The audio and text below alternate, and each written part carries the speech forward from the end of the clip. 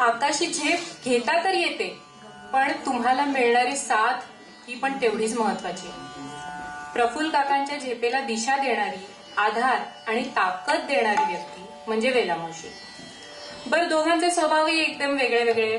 काका शांत आणि संयमी, तर वेलामावशी एकदम डॅशिंग, उत्साही, ऊर्जेने भरलेली.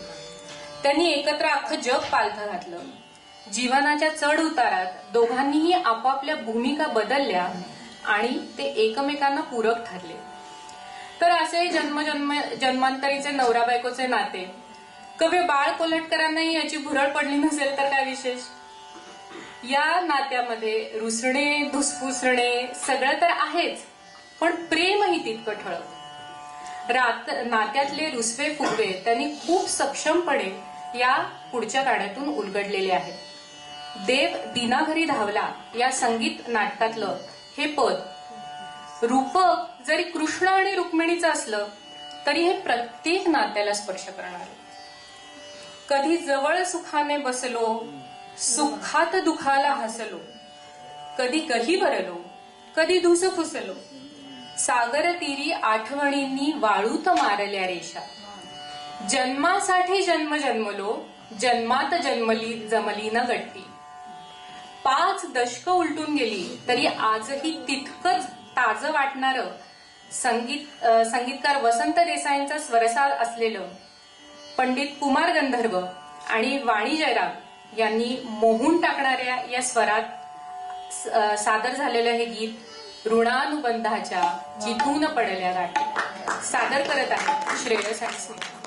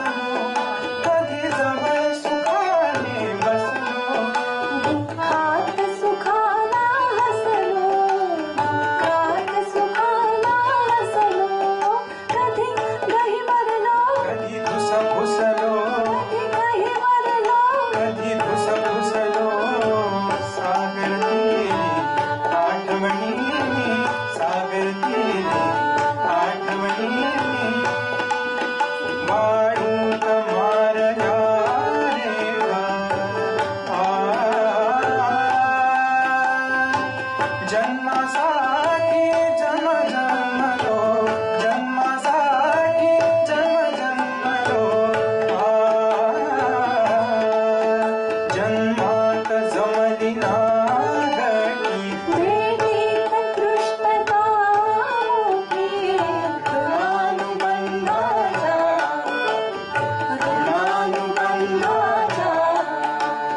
जिथून पडला वाली. भेटीत दृष्टता मोठी, भेटीत कृष्णता